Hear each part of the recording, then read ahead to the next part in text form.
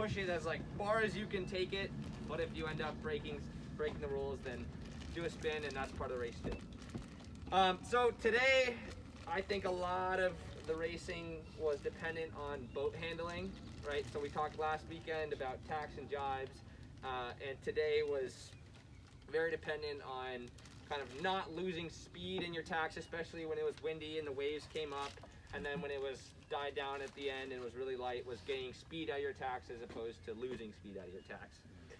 So I was talking to Ben earlier, but I'm just going to kind of redo what I was talking about.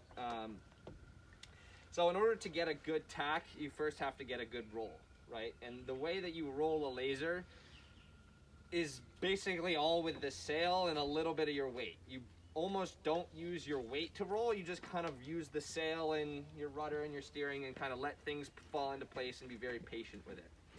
So I talked about it last week, but having your sail block to block through the tack is really important because it keeps the sail nice and tight and allows the breeze to switch from one side to the other side without luffing in between. And if your sail is nice and loose, then it luffs while you're going through head to wind, and then it takes a lot longer for your angle to head down, sail to fill, get going again. So first step to have a good roll is to trim your sail block to block so that the breeze goes on one side and immediately switches to the other side, and you have an almost immediate reaction. So the best way to do that is by trimming in as you go for attack, right? Not before attack, right? So if you're sailing in this breeze today and you're going close haul, then your blocks are about that far apart, right? And then you trim in your sail and then go for attack. What that'll do is that'll stall your sail, maybe slow you down, and then as you go up and try to go for that tack, then you're gonna find yourself slow down and then not have the speed that it takes to actually get through head to wind as quickly as you want. Therefore, the breeze isn't gonna flow on the other side of the sail and your tack's gonna end up bad. So, start with just sailing straight, right? You have to have speed in order to tack. If you don't have speed, you're just gonna slow yourself down even more. So I like, in this condition, 6 inches, 8 inches of space between the blocks, right? And with that being said, just enough vang to move the main sheet like that. So just barely angled out, right? So just giving a little bit of a diagonal angle. So if this is the sheet, right, and that's without any vang, then that's what we're looking for on an upwind breeze. And that's so when we let our sail out, it doesn't come up, therefore making the luff or the front part of the sail a little bit deeper, loosing tension on the leech, right? Making the top of the sail like spill off a little bit, right? We want it to go, if it was the condition that we have today, we want it to go out a little bit because that gives us a little bit of relief in terms of letting the sail breathe a little bit, giving a little bit more depth, but not so much so that it's loosing everything out, making the luff really loose, the leech really loose. So just diagonal, right? So first step, sail diagonally 6-8 inches out. Then when you tack, you slowly trim in your main sheet, right? So what I do is, I talked about it last week, but it's cadence, right? Which is how fast you turn the tiller, right? So if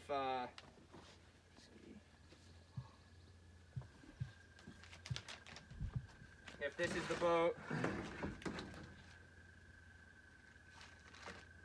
and this is like the inside cockpit, then I want to turn my tiller from straight to the corner of the cockpit at a very slow rate when it's light wind, and then a little bit of a quicker rate when it's heavier breeze, right? So if I'm straight on and it's breeze like today, I might take 5 seconds to turn all the way over there. That's because if you turn too quickly, right, then you get into the angle of your boat changing like that, and you have a hard angle where your boat has stopped, as opposed to sailing nice and even shaped L. So we went over this last week, so I won't get too far into it, but the main thing that I want to talk about is, which will get you the most roll, is keeping your sail block to block throughout attack, right? And the way that I do that is, if it's out like this far, you turn, cadence, get to the corner of the boat, trim your sail in block to block, right? So this is my main sheet. I have my tiller hand right? And another thing that's really important to practice, even at home, that you can do, you can set up like a little rig in the gym, or just go out and put something on your boat and just kind of practice pulling in line through what we call barrel trimming, right? And that's pulling with the tiller hand and the main sheet at the same time. So tiller hand up, main sheet hand, tiller hand, main sheet hand, right? And just kind of barrel trimming through it. So what I like to do when I'm tacking is, as I'm steering, I'll trim in a little bit, kind of just put my hand on the main sheet to keep tension on it, loose this one, slide my hand closer to the main sheet block. So let's say this hand is the main sheet block, right? Trim in nice and tight, closer to the main sheet block, and now I'm block to block. Now I want to keep this kind of like banjo string tension on the main sheet so that I know my sail is in all the way throughout the tack. If I let it out, like if I move my hand like that and let the sail out like that, well then I go from block to block to letting it out that far, right? And those 3-4 inches can make all the difference in terms of you get a really big roll or you don't get any roll. So as I steer, I trim in, really make sure that's tight, put my hand right next to the main sheet block. And the reason I go right next to the main sheet block is because it's a shorter distance if I need to grab the hiking strap. So a big thing that I'll use to help me get to the middle of the boat, so I'll be on the outside of the boat in order to get to the middle of the boat, and then to the far rail, and then finally switch sides. In order to get to that middle movement, go right next to the main sheet block, keep tension on the main sheet, and then go in and reach the hiking strap, right? So let's say this is the hiking strap, right? Go in, reach the hiking strap, grab the hiking strap, just kind of pull my body into the middle of the boat, right? And then the next, which is the most important move, is moving the main sheet, moving your hand without letting the main sheet out. So moving your hand without letting the main sheet out. So let's say I cross, right? So I've crossed the boat, and now I'm at this weird point where if I keep tension and really pull on that main sheet, then I'm not gonna be able to actually cross the boat because I'm like stuck down here. So the next big thing is to practice moving your hand while keeping tension on the main sheet, right? So if I think I might have a couple pictures if you want to see them after the debrief, but after the tack, you'll see a lot of my hands go up like this, right? So I've switched sides on the boat, right? I'm getting ready to flatten, and my hand is up here like this, right? So now that I've gotten that roll, I still cross the boat, heeled, still main sheet, block to block, right? I've crossed the boat, and my hand's way up here, and now all I have to do to let the main sheet out is just drop my hand, right? So I have tension, drop my hand, main sheet comes out 2 to 3 feet, and then that gives me a nice kind of power dump so that I can flatten really hard and get a nice little squirt out of it. Any questions there? So the ease is from your shoulder, from your head, shoulder to your waist. Yes, exactly. Let me see if I think I might have a quick picture here. So even on the snapback, the sheet's still tight. Right, so this isn't, you can pass this around. This isn't lasers, but that's in 420s. So you can see like my hand really far up. And what that does is I've crossed the boat, my hand's kind of like just maybe chest height, and then I can drop the sheet, therefore dropping the sail, making the sail out a little bit more. The next big thing about today, or any other questions there? Yeah. Yeah. Let's say I pull the boat. Yep. That's gonna be a high side.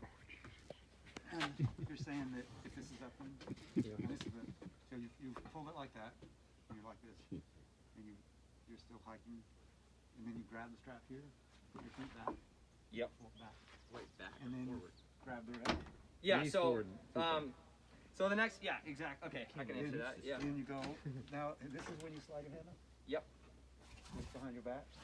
Okay. Yeah. So what I like try to do is say this is or I'll do it this way. This is the main sheet, right?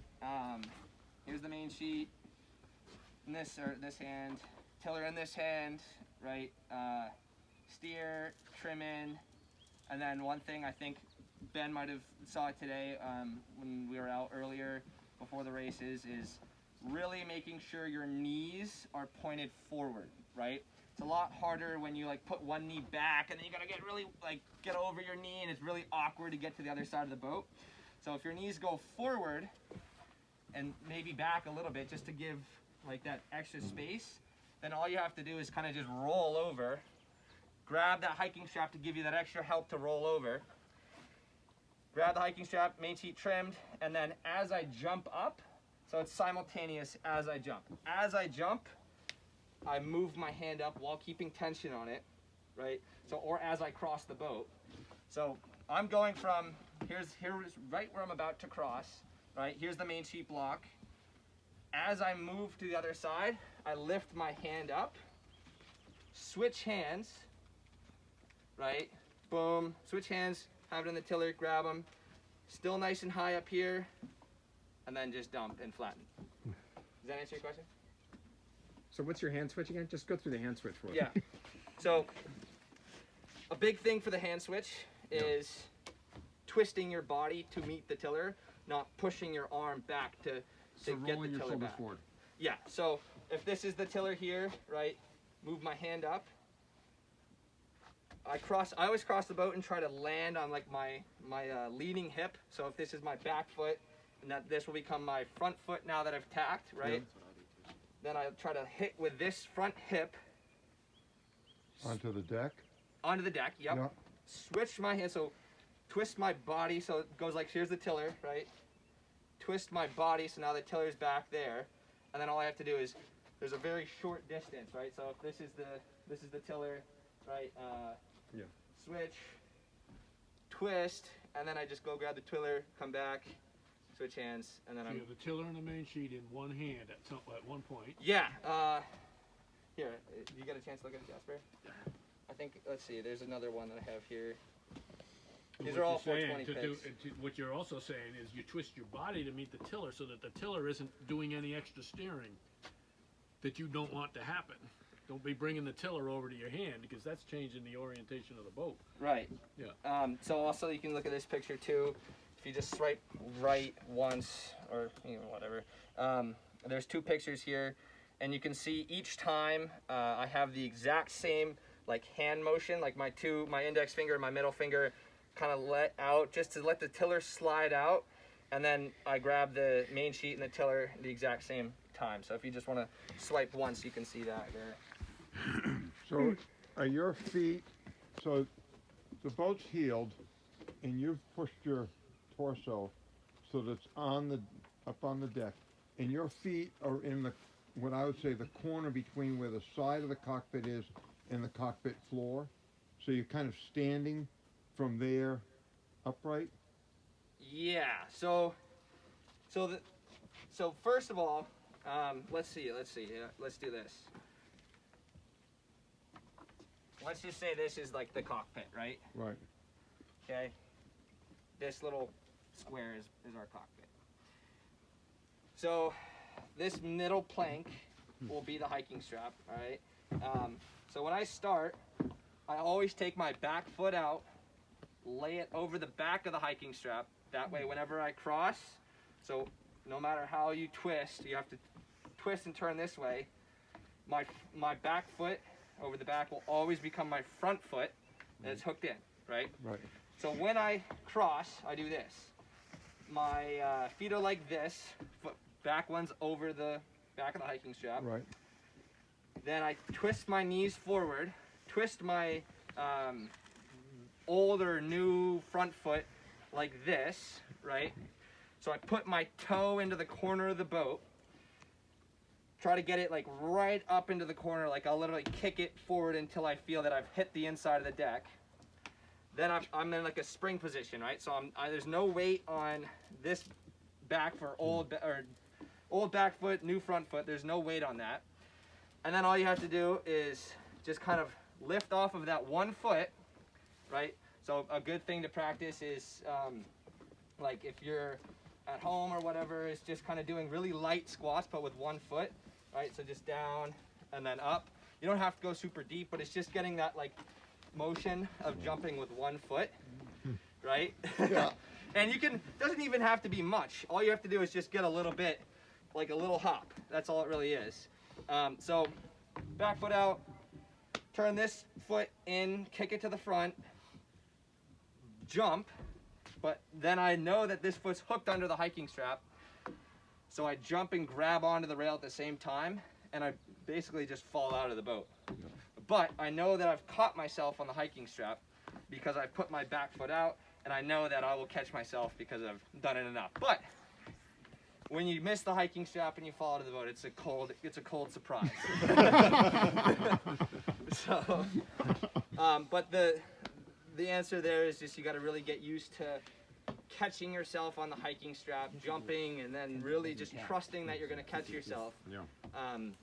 Even if you can't jump that far, even if it's hard to like just kind of cross the boat in that way, is just really, especially in the breeze we had in the first couple races where you're hiking, tacking, tack to hike, right? So hike to hike tack as opposed to inside the deck to overheeled or whatever. It's just getting that back foot out, twisting, and then falling and really catching yourself on that hiking strap. Any other questions? Does that answer your question? Yes. Just a comment, Caleb. Yeah. Is for next week, Caleb and I talked about that doing some tacking drills before the start. Yeah. But to do that is the early boat. So be here early to get in some tacking drills. Yeah. Next thing I'll just touch on real quickly, so I don't know, for those of you guys who don't really know my story, I was very competitive in 2018. Then I had like somewhat of a back injury with herniated disc and really tight muscles that kind of pulled everything out of sorts. So I will say, like, before I came out today, I did like an hour and a half of stretching. Probably gonna go home and do an hour of stretching, right? And it's really just getting yourself flexible and mobile, right? And that will help tremendously on tacks too. Is the more flexible you are, that you can like reach in and grab something, the easier it's gonna be, right? So this fall, for example, I had to get my tonsils out, and I was bedridden for like 3 weeks or something like that. And I got out of bed, and this is as far as I could like touch down, right? Oh my God. And I just kind of sat there and did this for 30 seconds, 3 times, 30 seconds every day. And now I can like almost put my palms on my toes, right? And it's just like little tiny actions that have a big compounded effect. So any stretching you can do helps a lot in terms of just being really flexible, preventing injuries, and just getting through the tacks a lot. Like, for Also example, tying your shoes.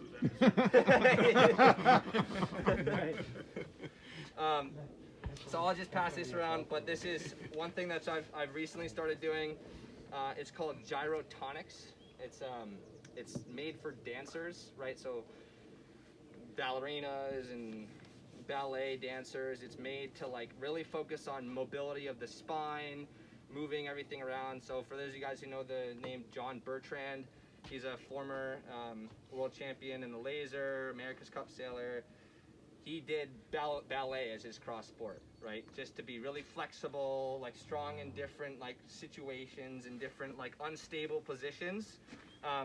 So like I'll just kind of go through the 4 that are here, but they're really simple. And I try to do this every day, and it's just maybe 3 times through each time. And it really just helps in terms of like preventing injuries, getting your spine moving in ways so that you're not compromising with something else and maybe hurting yourself. And the first is really just sit down and then flex back, but trying to bring your chest up, right? And then the next is bringing your chest down without trying to bring your head like over your hips, right? So chest up, chest down. The next is putting your hand on your inside of your knee, and then twisting back, but trying to really like elevate as you twist back, right? Do that both sides. And then the next, which is a really good one, is they call it the crashing wave. And that's like as you go down to your knees, really think about lengthening your spine. And then as you come up, kind of like curl in and then keep it straight, right?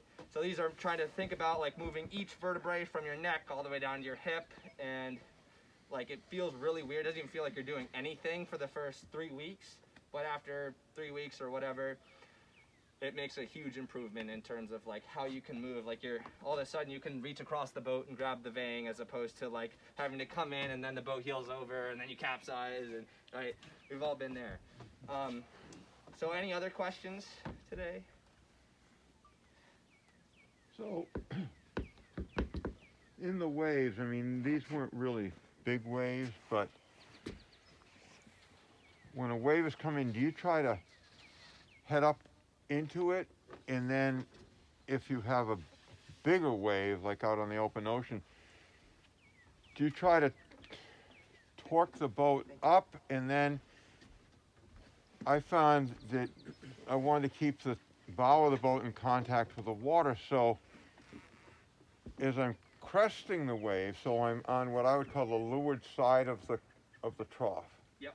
So you're trying to torque the boat up, and then I found you like about 3 seconds before you're at the peak of the top of the crest of the wave, you would torque your body forward in the cockpit to get the boat to now get the weight forward in the bow and keep the bow and the hull adhering to the water. I mean, it's tiring, but what did you do in today's waves, which really weren't very big, but did you try to punch up into them, or just torque the boat up into them and then bear off as you crested the wave?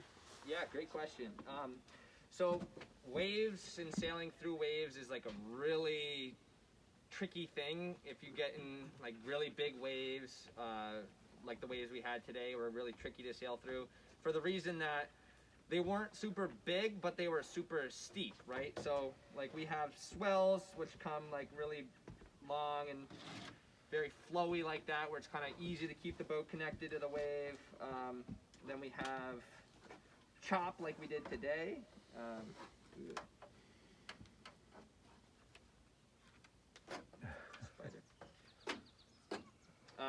Then we have chop like we did today, where it was sort of like this, right? We had really big waves at some points where it was really steep and it felt like you'd crash into the next wave before you even got through sailing the next wave. So for these kind of waves, these are probably one of the hardest waves to sail in, because it's so hard to really like quickly move the tiller to keep the bow connected to the wave. And you got to use a lot more body weight. But the biggest thing, which a lot of people forget when sailing through waves, is easing your sail, right? So if you hit a wave really hard and you find that your boat stops, the best way to get your boat back up to speed again is let it breathe. Just ease it out like a couple inches, 3 to 4 inches, whatever. Let it breathe a little bit. Then find that speed again, then turn it back into the next wave, and then ease it, right? So what I think about when I'm sailing on through waves is we have those kind of really steep and choppy waves, right? Let's say this is what our waves look like. So here's my boat down here. As I go up a wave, I want to steer up, right? It's comes down to two simple things. As you go up a wave, head up, and as you go down a wave, head down, right? So as you go up the first like crest of that wave, going up to the crest and then down to the trough. So as you're going up to the crest, head up. As you're going into the trough, head down, right? So this is what you would look: head up, down, head up, down, head up, down, head up, down, head up, down, right? Now at these points, right when you're at the top of the wave, if you want to think about like sailing in really big swells, it's a really good analogy for any waves, really. And so the best way to practice is to go out way out into the ocean, find these really big swells, and just practice sailing on those waves, and then taking those skills and applying them to every other wave that you have. It's just a lot quicker on what you do, right? So on nice big swells, you head up the wave, and on swells in particular, you'll have really big height changes, right? So when you get to like really big swells out in the ocean, you're gonna sail and you're gonna be much higher up in the air as opposed to down in the trough. right? So when you're higher up in the air, you have more wind, and then when you're down in the trough, you have less wind, right? So as you head up a wave, you want to trim your sail in, trying to harness that power a little bit, right? Just kind of like on attack, trim it in, head up, get a lot of power, and then once you're at that top of the wave, dump it a little bit, use it like 8 inches, kind of expel that power, and surf down the back of the wave, right? So when you're in really big swells, like it's really fun because you can just almost surf like you're surfing downwind, upwind, down the back of a wave. And then as you get to the end of the wave, repeat, start here, right? So if we're back here, sail out, head up, sail in, hike back a little bit, right? Move your body back just to get the bow lifted so it's not digging into the wave, right? So if we were to draw that, it would look something like this, where we want our boat looking like, as opposed to kind of bow directly on digging in, we want it sort of angled up so it's kind of smoothly just sailing up a wave, right? So in today, what I was thinking about is just moving my weight back, trimming in a little bit as I reach the top of the wave, and then as I headed down the wave, kind of moving forward just a little bit, but not really moving forward, just back to where I was, right? So if this is where I was hiking, lean back as I go up the wave, trim in as I get to the top of the wave, trim out, and then just come back to where I am, head down, surf down the back of the wave, and then repeat as however many waves we have, right? So sometimes, like today, I was like, my tiller was just going like, just really moving a lot just to keep the bow connected to the wave. Now this can't happen in 420s or bigger boats with bigger rudders because they have a bigger rudder and the more things that you're moving around, but lasers are like the one unique boat where you can steer as much as you want to, really, and it's not going to slow down the boat as much as it would in other boats, right? So I was telling Ben too, which is always go to the extreme of whatever you're doing, especially in laser sailing, right? So if you're tacking, take it to the point where you're going to capsize, like capsize a couple times, find that limit, right, and then dial it back down. So for steering in waves, just go really aggressive with it, and then you're going to find like, oh, that really doesn't work, or okay, that kind of worked, and then just dialing it back down to like whatever is the most fine-tuned, right? So never like kind of give it too little, always give it too much, and then bring it back down, is my opinion. And the same thing like for tacks and whatever kinetics you do, this is a great time to really push the boat, break a couple rules in terms of like kinetic energy, like you're exiting a tack faster than you went into it, or rocking at a start, or whatever. Like really just make it a lot more aggressive, and then dial it back down when you race, right? So if you go out and practice, just like really move the tacks, really move the boats, and then dial it down when you race so that you know, okay, if I do this, that's going to happen to the boat, or if I do that, the boat's going to do this, and just kind of find the limits of the boat. Does that answer your question, Stephen? Yes, thank you. Okay. Any other questions? Oh, I had a question. Yeah. Like when you're going upwind and you're sort of talking about the waves, you're going up, you're going down, it almost seems like when you're in a real rhythm, not necessarily today, but sometimes the bow seems to like go like this, like a saucer. And I know that like when I practiced a lot, I'd sort of be fascinated by that. The bow would go like that, and then it would go like this, depending if you're going up or down. Is that a good analogy, or? Yeah, that's a great analogy, and that's really like you never want to. Whenever you're going on a wave, you never want to hear a hard crash, Right. and you never want to see like bow spray, right? When you see bow spray, you know that you've hit a wave wrong. Sometimes it's unavoidable. You just can't fix that. But yeah, that's a great analogy, which is you head up, the bow kind of comes up and then comes down on the wave, then just kind of comes like a saucer, right? Up, down, and it's really smooth, right? You can actually see the bow almost surfing down and up the waves, right? Right. As opposed to crashing. But yeah, that's a great analogy. So, okay, that's interesting. So, and that's just really, so earlier today it was kind of hard because we had really big puffs, really choppy breeze, then no wind, then big wind, then no waves, then a lot of waves, then no waves. So it's hard to find a rhythm. But when you sail in more steady, like breeze in terms of strength, then it's really easy to just practice and get into that rhythm of, for example, like really you're pulling the tiller more to windward as opposed to pushing it to leeward, right? And you'll find that, like, okay, every time I hit a wave, I'm just gonna poke it to me a little bit, right? So for example, when I like dissect and try to find a pattern in steering, it'll be like I pull with my index or my fingers, right? And then I just barely tap on the top of the rudder with my thumb when I want to push it back. So it's pull, tap, pull, tap, pull, tap.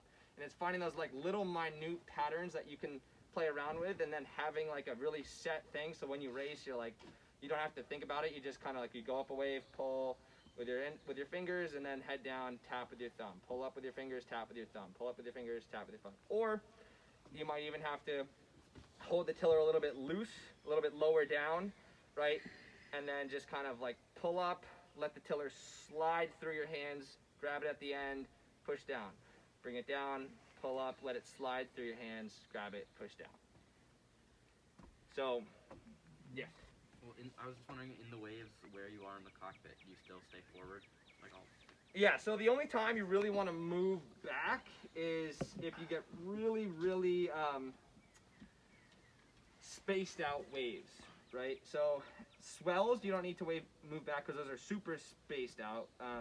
But you're trying to find that like fine line between what we had today, which is really close together, super steep, choppy waves, to super steep, but maybe just a little bit farther apart, right? So we were at that point where when you were on one wave, you could just barely reach the other wave, right, as you crashed into it. But you're trying to get to, for moving back, is when you're on the crest of a wave, if you go down and then immediately go into another wave, like you're just at that point where your bow isn't going to actually hit the next wave. It's going to go down and then have to come back up.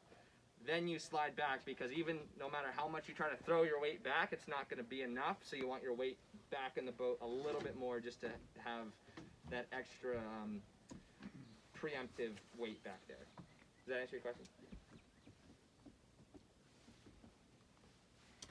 I think we could keep going with questions, but I think it's kind of late and we should get people. Yeah. free up, Well, so. great. I think that was fun. I had a lot of time, great time out there, and